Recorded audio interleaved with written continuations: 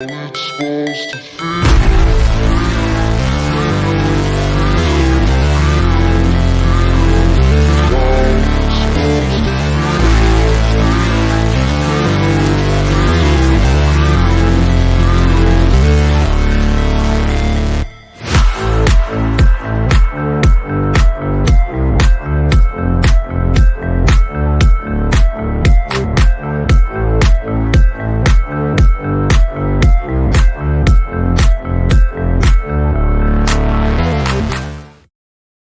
Yo, yo, yo. Welcome to the NS9 postgame show, part of Pittsburgh Baseball Now. I'm your host, Anthony DiNardo. With me, we got Tyler. And Tyler, we have another Pirates win. You know, when we started this show on Pittsburgh Baseball Now, we went 0 for, what was it? I can't remember, but like the Pirates just refused to win games. Yeah, it was probably 0 for 7, somewhere around that ballpark. I mean, it was definitely a week. So 7's an easy number, if not more. But today, on July 12th, the Pirates have won 9 of the last 14 games, Ty. And I believe this is this 4 in a row? You know what's fun to me? This is 4 in a row. Yeah, screw that. Watching our viewers go from like 8 to 4 as soon as they see my face. They just guys, come on to listen to the intro. That's all. Yeah. They got a nice 30 they got some nice tunes for 30 seconds. The music's over. A good intro. Time to hit next on that playlist. Oh boy, he's on again. Okay, skip. Right. Skip. Oh man, we need to get them drops back. Oh Lord. Pirates won. But Pirates won. And like it's been pleasant. On a bullpen it's been fun to watch. Chris Stratton bullpen started. And Jake Marisnick. Like, come on. Jake Marisnick. Like you talking about yesterday, the undesirables. You know, not to put Jake Marisnick in the same category as some of these other players, but what was it? 5 putouts in a row? MLB record for center field? I'll tell you what. You would think that people are banging on trash cans the way he's hitting the baseball right now. Yeah, and I was just talking about defensively, but right, then he hits another home run. He comes back and he's 2 home runs in 2 games. Jake Marisnick, fellas. Yeah, I mean, that's immediately what came to my mind. I was thinking about who's got the grandpa hat. What happened? What? Oh, gotcha. No, Andy says Grandpa Simpson's hat rack meme. Yeah, the viewers, they come in and then they go out. Yeah, I get it. You see me. Makes sense. Yeah, Jake Marisnick, he plays a great center field and a couple really good games of quality at bats. Yeah, very much so. Didn't hate this signing to begin with. And I mean, I didn't hate it because he's a quality fella. Again, that's why I'm saying it's a good trade chip at the deadline. He's a good 4th outfielder. Playoff teams need that type of a player. This is why the Pirates don't need that type of a player. And I didn't mind the signing because he's good defensively, you know, and think about where the season started. We didn't expect Jack Swinski to be on the team, let alone quality player. Like they needed outfielders. We weren't sure what was going to, you know, come as far as depth in the outfield. So I didn't mind the signing. I know he got injured, but he showed before the injury how great he was defensively. Now he's coming back, still has good defense. The bats, again, 2 games, but the bat's been here. So yeah, good on Jake Marisnick. Big game. So 1 for 3 with a home run as mentioned, and an MLB record now apparently for center fielders and 5 straight putouts. I don't know what that means, but okay. Like, fine. Okay. Fine. Let's get to the pitching side, though, as Dave White says. So better pitching than I expected tonight with the bullpen. Yeah, so it does. It seems like that happens to occur whenever you have those bullpen days. Guys just exceed expectations. Guys that really stink end up having good outings. And I think we've seen it plenty of times before where we've had these bullpen days that end up coming together as a good outing. And I do think a lot of it might at this point have to do with the Marlins kind of stink right now. Their lineup is bad. Yeah, and going back to another comment by Dave, I mean, it doesn't help that Jazz is on the IL right now. Like we mentioned yesterday, like it's not as if it's not like the Marlins offense is terrible, but not having Jazz certainly helps the Pirates on that end. But Pirates don't have Brian Reynolds. Anderson's. Well, the Pirates don't have Brian Reynolds. They also don't have much else outside of Brian Reynolds. Yeah. And for a while they had Brian Reynolds, and that wasn't good either. So, yeah. But yeah, what the Marlins have put out there has been not good. It hasn't, but again, like I want to go, like I mean, Birdie, Cooper, Aguilar. I mean, Jesus Aguilar is what I just go to all the time. How you could just find cheap first baseman. I mean, he's just like the epitome of that. So like, it's not terrible in that end. Brian Anderson's back from injury, and he's a good hitter too. But yes, like Jazz makes a huge difference in that lineup, and he's not there. But like, let's start with Stratton. You know, you and I saw it live on this show last night that he was starting. What's going on? What does that mean? And it's funny how you and I were thinking like, and I'll out us. So Anthony, we saw your message last night. Whose turn was it in the rotation? And Tyler and I both said like, we saw that, but as we're still trying to talk, we're thinking in our heads and we couldn't figure it out. And freaking Roansy, like this would have been his turn, but he's not in he's not in Pittsburgh anymore. He's not with the club. So clearly it was a bullpen day. Yeah. And it was one of those days that the bullpen just kind of came together. Like Stratton threw probably as well as he has in a long time. I mean, he's a former starting pitcher. He threw fine. Dillon Peters came in. He threw fine. I'll definitely say not as well as he has in a while. I mean, he was getting hit hard. He got actually kind of lucky though. He has not thrown fine in a long time. Like I get your point, but I'll say he escaped today. He went 2.1, 1 earned run. Thank God. That's how we'll give credit today. I definitely will give credit to Shelton today, pulling the hook there early on him, because it's a bullpen day. He might, in some instances, try to get that extra inning, get to the third, then go Peters. He did pull him a little, maybe a hair early than what was originally planned. Or maybe late, who knows? Maybe they planned on 2 innings, but he had a good. I'll say, like, to his credit, he was very efficient. I mean, he was getting hits. Yeah, they were turning it outs, which led to his efficient outing per se in the 2.1. So, like, you're right. I don't know what the plan was. Was it just 1 inning? Was it 2? But the way he was pitching, he could have gone more than 2 as he did. Then, of course, didn't look too well in the third, so he got pulled out. You mentioned they go to Dillon Peters. Dillon Peters comes back, and it's just like he kind of just picks up where he left off, especially this role. Yeah, he looked really good there. Right.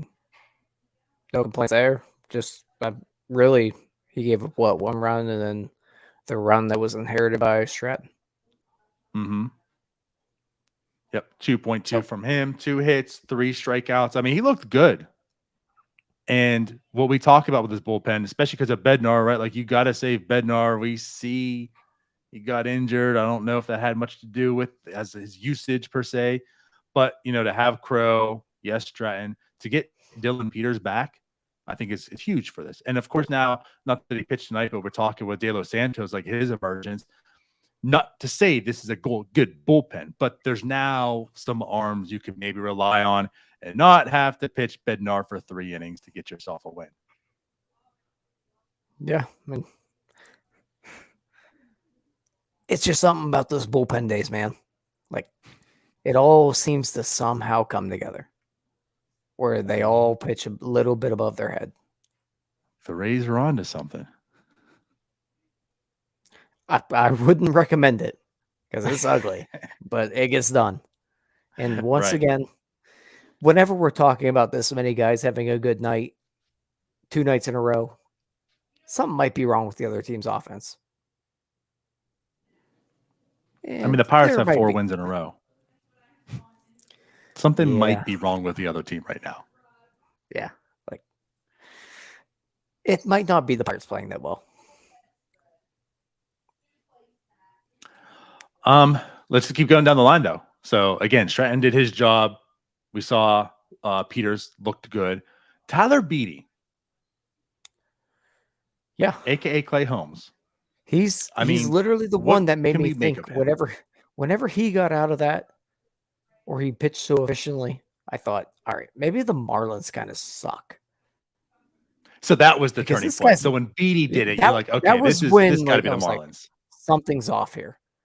Like, there's a reason that the Pirates are pitching well all of a sudden. And it's not because Tyler Beatty is good. Because he's really Okay. not. But he pitched very well tonight. Correct. Like, I definitely would give him this outing. I'm not ready to jump. So, like, I've been seeing this, and of course, his father set things in motion even more. Like the comp to, again, just to put out there, the comp to Holmes just makes absolutely zero sense. But regardless, he is pitching effectively since the Pirates acquired him in this bullpen. At this point, he's got a 3.41 ERA. I'm not ready to anoint him as a good pitcher yet, but he did his job tonight, and like I will give him that. Then, of course, Will Crow comes in, does Will Crow stuff. I mean, he looks back to his old self, right? So he goes 1 inning, 1 strikeout, and then David Bednar comes in to close it out. 1 inning, 1 strikeout. Does give up a bloop hit to right field. No worries there. Not the last time we talked about him, but like last week, you and I mentioned, like, it seems like he's coming back. Are you ready? Are you ready at this point to say, like, all right, Bednar's just back? Yeah, pretty much. Yeah, I'm fine. I'm not as worried as it was at all. I'm actually not worried whatsoever. I'm back to he's David Bednar. Just keep doing this. You see how he went out for 1 inning today? Just do that. I like that. Yeah. But back to Tyler Beatty. Especially in a bullpen type of game. Like, he only had to be used for 1 inning. So that was very nice to see. And they just need one more guy to be able to stretch it. Yeah, 2.9, whatever. He's striking out 5.96 per 9 and walking 3.97 before tonight. It's not good. But he's not getting bad. out. Like, I'll give him that. This was a guy who he's a complete bust. A complete bust. He has been an absolute just a body.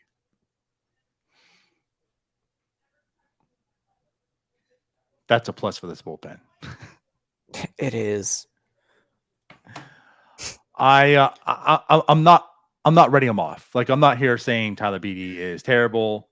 He's done. But I'm also not here saying, like, Tyler Beatty is good, and I'm not going to hop on that train by any means yet, because there's still stuff that he's a guy. He's kind of a guy right now. He's a body that is somehow getting outs. And I will, until as soon as he stops getting outs, I'm going to turn so hard on him. All right, let's go to the offense, though. So, of course, we talked about Marisnick. Awesome. Diego Castillo has his another multiple hit game. He goes 2 for 4 today.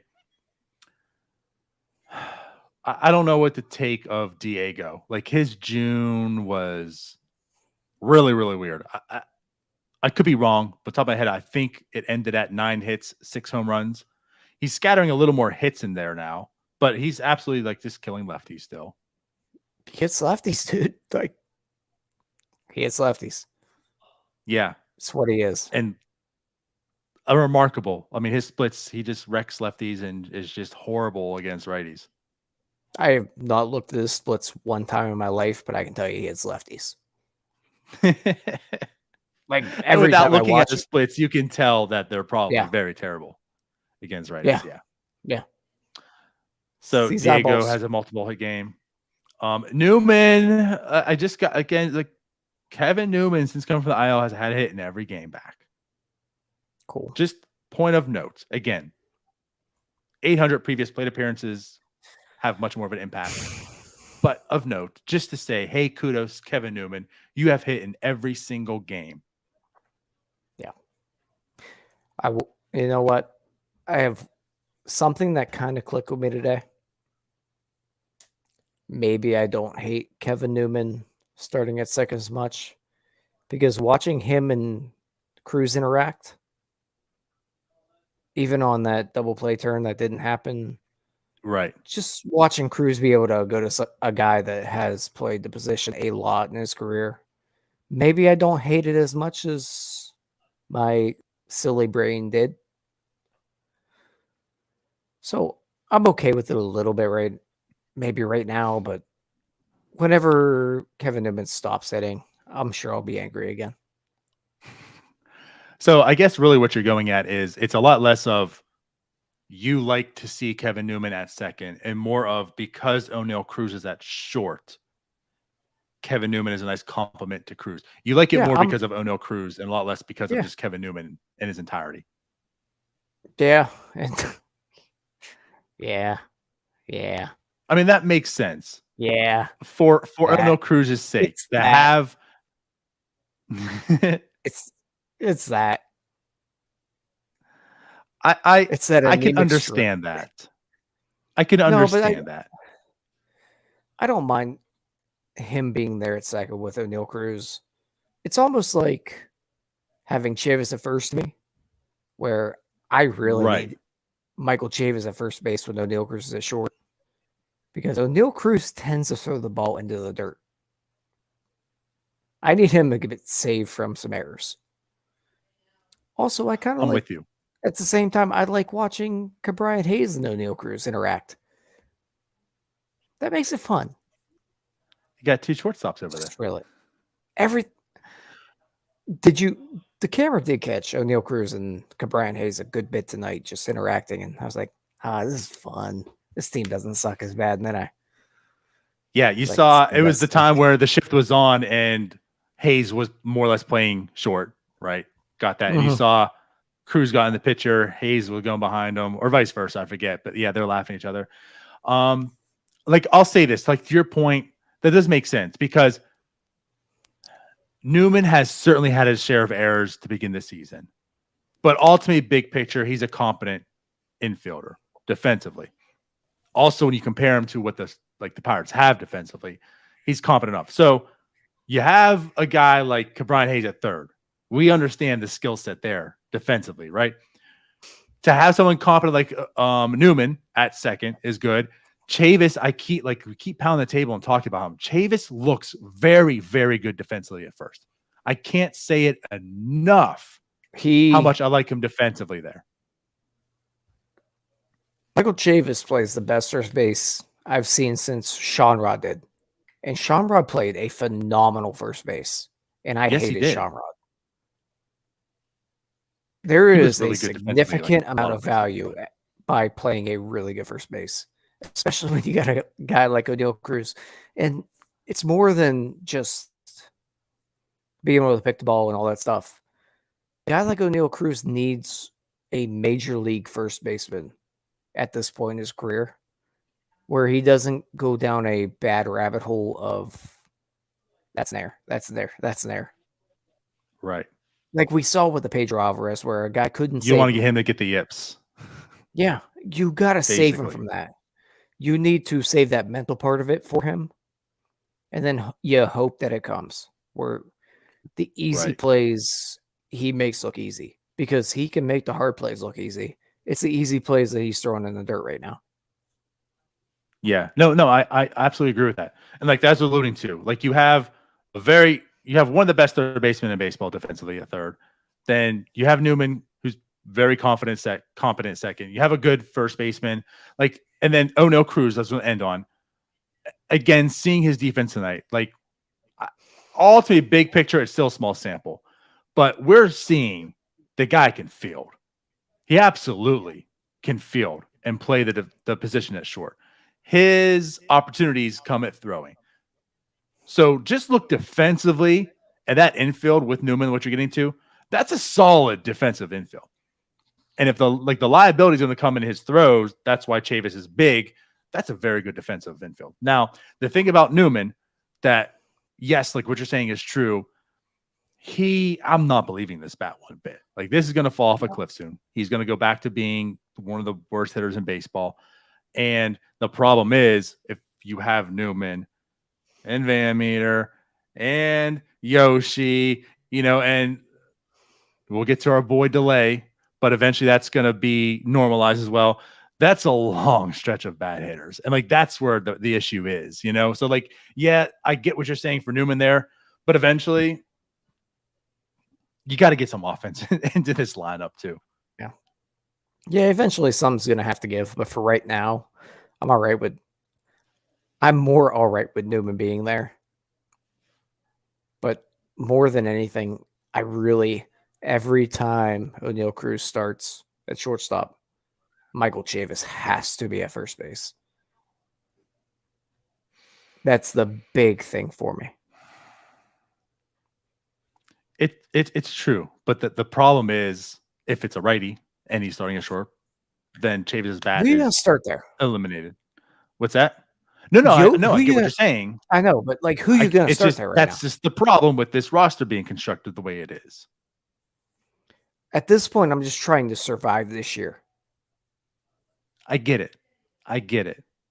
I'm just saying that's the problem. I want Chavis to play because the even thing is like I would still have Chavis's bat against righties than Yoshi. I mean, it's the same thing, so at least he can play defense. But what I'm alluding to is the issues we're having here, having Newman at second because of defense and having Chavis at first because of defense just creates so many black holes in this lineup eventually. And that's just a problem because this team's challenged offensively. Yeah, so, and it's probably my original point. It's probably less of a Newman thing than it is just all the way back to our original point of Chavis has to be at first base. Right. Like I get, it's fine to have a Van Meter there or hopefully something. God, I don't want to see Marcano much, but at some point they need to, or hopefully a Bay, or whatever else they decide to throw out there. But the big picture here is Bay is what I'm intrigued in. Like I can't wait for the deadline to come by. Hit another home run tonight. That's going to be we'll have I'm sure a long conversation about him. Yeah, but it's coming.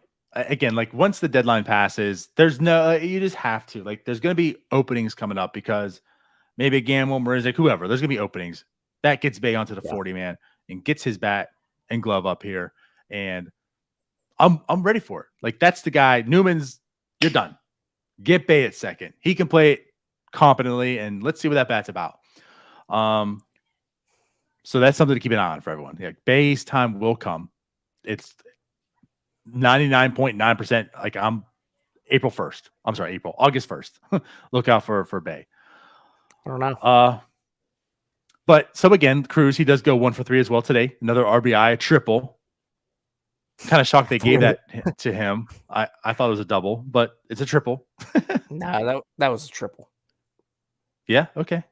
Oh yeah. But yeah. So and against a lefty. Yeah, I mean he's still in a spot where he's getting way too many 2 strikeouts. But man, when you see it, you see it. Like he struggled, obviously. But I talked to Jim about it. I think it's more of an approach thing. He's not attacking as early as he should. He's getting way too many 2-strike counts. It's almost like he's trying to be too patient, but man, when the guy can swing at almost anything and hit the ball. But when you get in the 2-strike count, it's tough. Let me ask you something here. And this side's more with conspiracy theory than actual what it is, but it's a thought, okay? And this isn't what I joked about in the text, but this is actually how I made the joke in the text because of this thought, okay? It's similar. It's on that track. So because we're talking approach, and I kind of feel the same way. We've mentioned it earlier. He almost seems too selective. And you have this whole thing about why are we seeing him bat 8th, like so far deep? Do you think maybe this is more of a developmental thing for Cruz right now? I'm just throwing this out there. Think of this thought process. You want him to see these left-handers. They're throwing him all this junk. When you bat him 8th, you're going to see a lot more junk. You be selective. Is this him maybe developing and seeing? Like, again, you talk about this as a developmental year. We're trying to survive it. Now, there could be implicated like, hey, well, we won't get Rookie of the Year if he's not hitting. but do you think maybe there's a little bit to that? You know what? You put him in 8, he's going to see all this. Be selective. this is a great development for you. If it's, I think it's the dumbest thing I've ever heard. Okay. Because and the thing, we saw this a little bit with Gregory Polanco, where he did hit up in the order against righties early in his career, but against lefties, he was 8th primarily. Right. But they were also competitive then when he came up. Exactly. That's the big thing, is they had an excuse to hit him that late. This team has no excuse. Yoshi is hitting ahead of him. Kevin Newman hits ahead of him. Dale Castillo hits ahead of him. Right. Hell, when Josh Van Meter's in the lineup, he hits ahead of him. Jake Marisnick hits ahead of him. Like, there's no reason for it.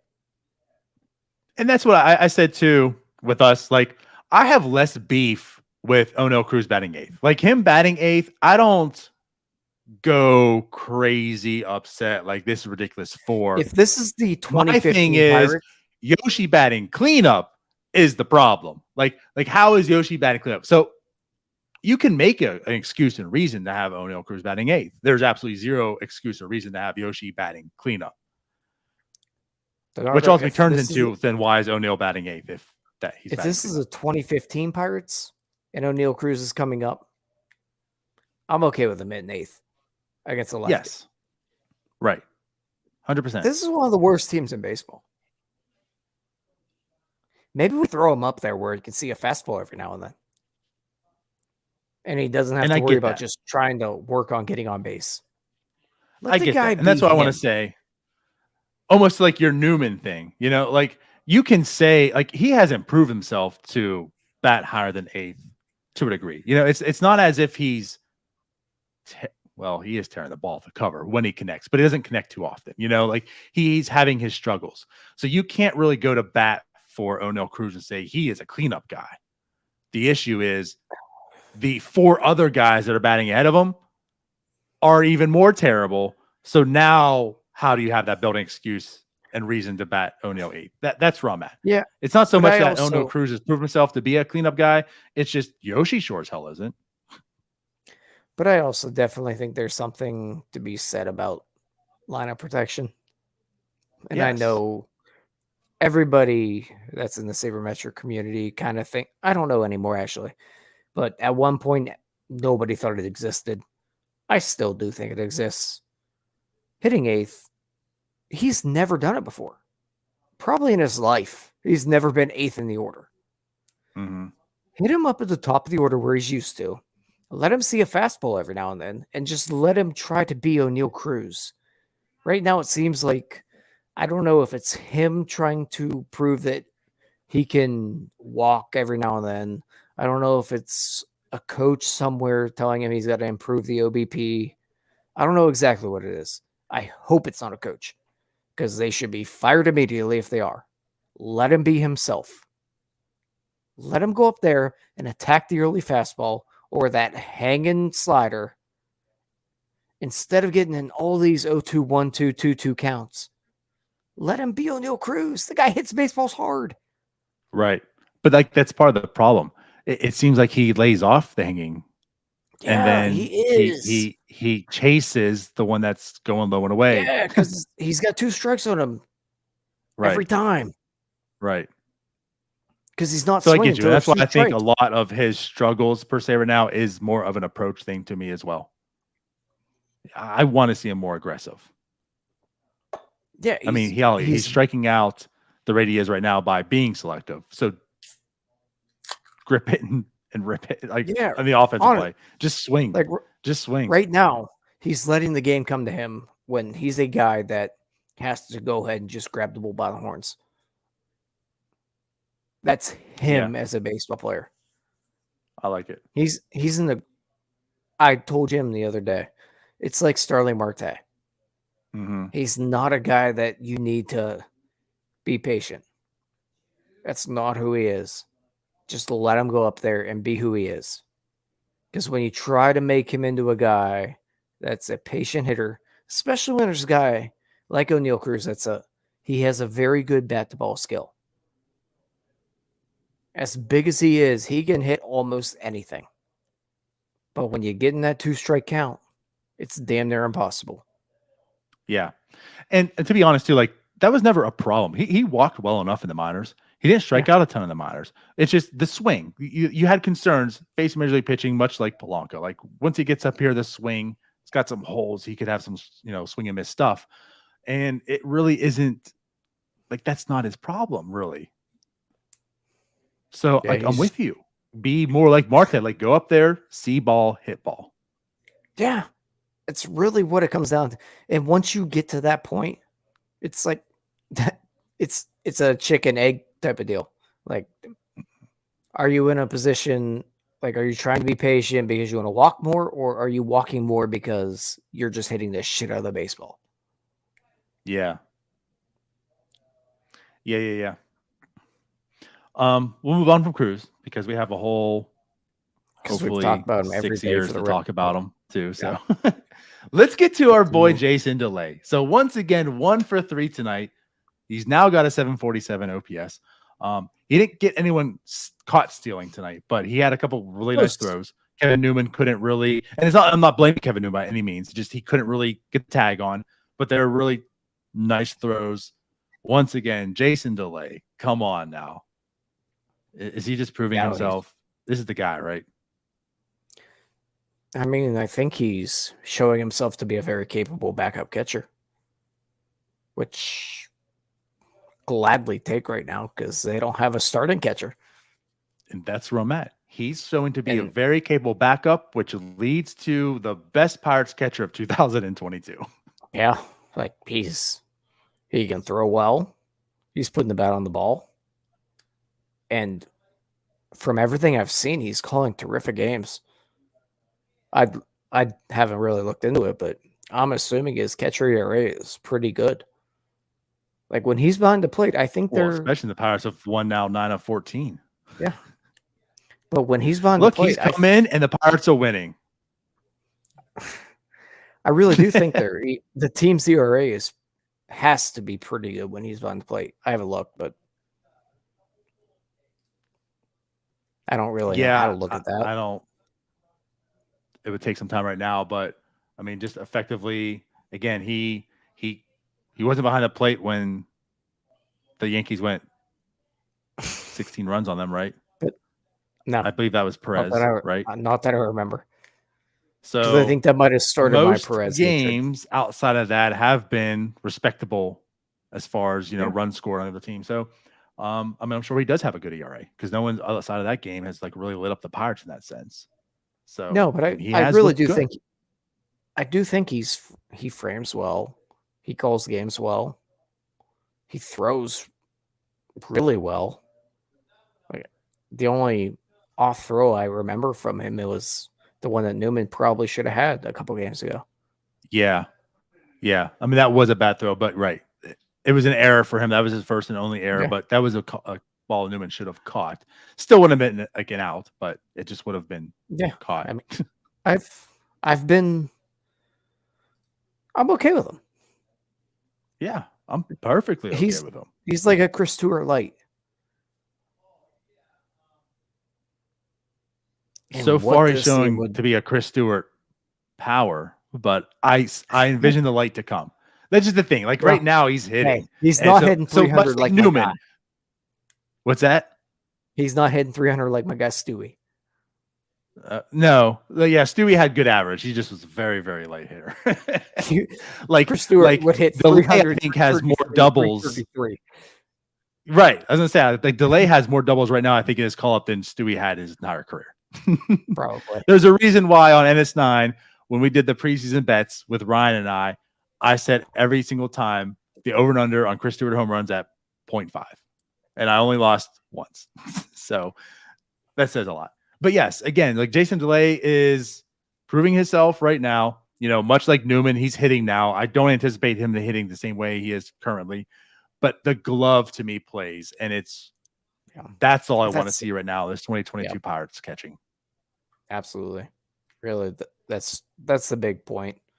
They got to have some catchers that can actually look competent behind the plate. Love to see it.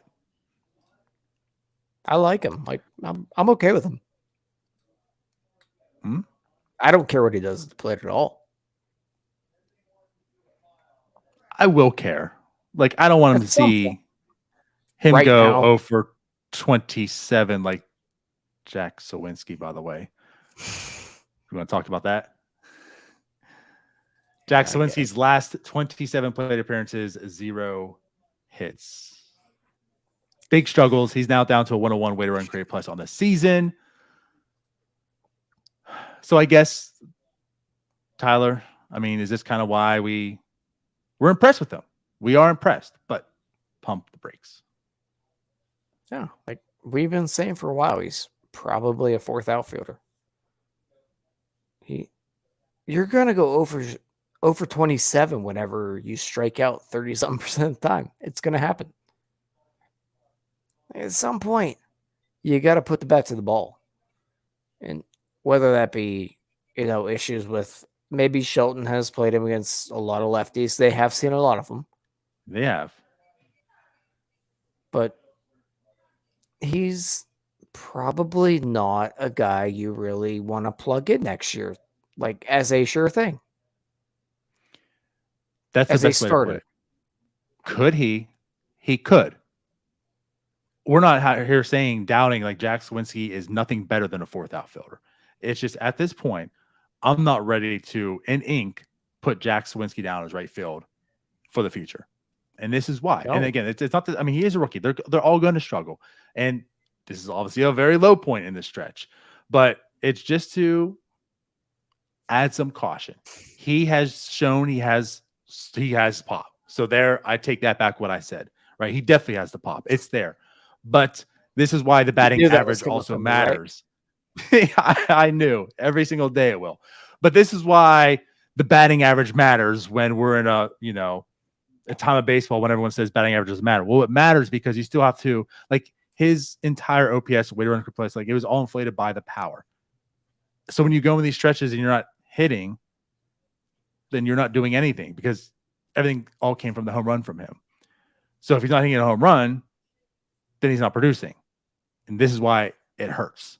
So this is why batting average matters. This is why contact skills matter, because you still have to be able to produce if you're not just hitting the home run. Yeah. He's a major league outfielder. I think. But we're also I'll put that in ink.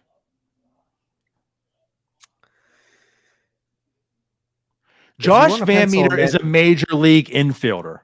I guess, yeah. Like, that is legit. It's July 12th and he's still in the majors. So Josh Van Meter is apparently a major league infielder.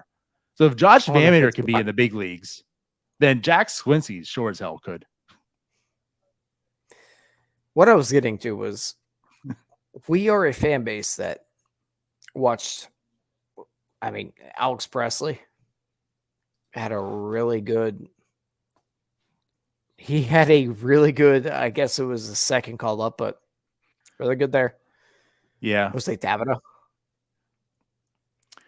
There are these guys that pop up and that this fan base gets behind and wants to plug them into our future. But in the grand scheme of things, they're really just probably fourth outfielders.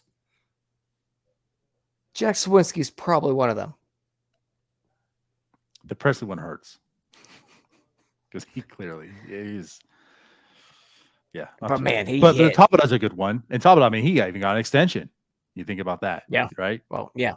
But Tabata's probably the closest. It turns out that he was basically, just like you said, like a fourth outfielder. Yeah, and Tabata was also probably 27 at that time. Well, that's true. That's very true. But Jack Sawinski might have hit 3 home runs, Tyler, but he never leaned into a pitch. Damn it, Tabata's better. Or had a wife that was 20 years a senior. We're not going to talk about that. Who was also probably only 10 years a senior. But I guess that's, again, just to lead to, not to harp too much on it, but this is why, yes, I'm impressed by Jack Sawinski. I like what I see out of Jack Sawinski, but by no means is it, let's sign Jack Sawinski to an extension today, because he is a great right fielder for the Pirates. We're still not sure Nope. yet. So I just mean, pump it. really- You got plenty of time to sign a corner outfielder to an extension. Jack Sawinski really needs to have a really good end of the year. Like we talked about Mitch Keller last night. Jack Sawinski really needs to turn it on. Because he had a really good stretch. Then we're in the stretch that we talked about now. He's really got to figure it out now. Right. So quick comment here. So Greg Allen rehab moved to Indy today. Is Sawinski going down when Allen arrives? I mean, I hope not. Allen, no. To me, Allen, I had no interest in him at all. No. But the Reynolds injury, I feel like now plays. No. I don't think Sawinski's going down. I'll put it this way. I don't think Sawinski's going down like at all this year. He's here to stay at this point. Unless this type of struggle really, really, really continues. But I feel like he's here to stay at this point. I don't want to see Greg Allen at all. I don't either. But this team is going to trade Gamble. They're going to trade Marisnick.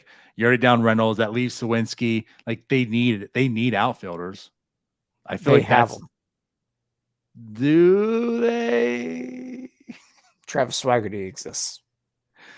He exists. Cal Mitchell exists. I get it. Yeah. I get it. Okay. Do we want to see Greg Allen or do we want to see Travis Swaggerty, Cal Mitchell, Juwambe? I want to see those guys. I'm just letting you know that I don't want to see Greg Allen a path ever. That Greg Allen will be on this team, but I don't think it's going to be at the expense which is annoying of Sawinski. And I'm going to work myself up over it because we're going to have to see Greg Allen over other people that should be up. Right. All right, let's not talk about Greg Allen yet. This much. Let's save ourselves. I forgot he was on the team. Yeah, he was hit. I think he's hitting 400 in single. I mean, of course, single A. He's like 38 years old, but I think he was hitting like 400. So he's moving to AAA now. He's literally got to be at least my age. No, he's 29 years old. Okay, he's older than me. He can go away. I'm going to double check here, but I believe he is 29 years old. Because I know how my body feels. Not good. So do we want to wrap yeah, he's 29. He turns 30 he's older next than March. Me. So good Lord. 29 years old. He's old. Yeah, I know. Again, like no zero. I didn't care about them acquiring him from the Yankees to begin with. And I certainly don't right now at this point in time. But I'm telling you, we see how Charrington plays things. We see Jack Sawinski. Yeah, poorly. Josh Van Meter. Like I certainly see and feel that Greg Allen will be on this club. Especially come August 1st. I do too, which is what very frustrates me. Yes, that was not a sentence.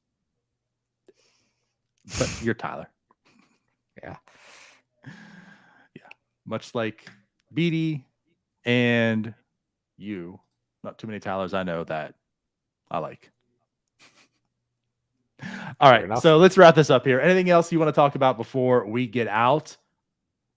God, no. All right. Maybe so again, the Jim Pirates 7 of 14. Jim, yeah, he has. How long you guys been talking? When's the last time you talked to Jim? That's what we want to know. So Pirates have won 9 of the last 14. They are currently 38 and 50. They got 15 more games until the trade deadline. I repeat, they've won 9 out of 14. They got 2 more games against the Marlins. They got the All-Star break. They come back and play the Marlins again. The Cubs, the Phillies. Do you know it has a 3.08 ERA right now this year? Who does? This pitcher in Minnesota named Chris Archer. Do the Pirates make a run in these next 15 games? No. Get themselves near 500 and trade for Chris Archer. Good Lord. I'm going to have nightmares. Come on, Tyler. They're on a run. They got delay back behind the plate. Think about Archer coming to a real catcher like Delay. You know what I'm going to have nightmares about? It's going to be What's that DiNardo's dugout episode. And I jumped on there. And I just spoke so highly of Bob Nutting and Neil Huntington getting Chris Archer. Because I was so thrilled they finally got a guy at the trade deadline that everybody wanted. And it turned out to be the trade that just set the franchise back like 10 years. Yes. Right.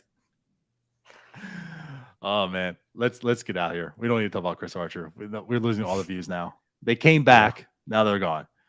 All right, let's wrap this up then. So the Pirates, of course, do play tomorrow against the Marlins. Once again, a 6:40 start. And let's pray. These past two games not only have been early, but they've been quick. It's 10:15. I'm gonna be going to bed soon. Love it. We're done.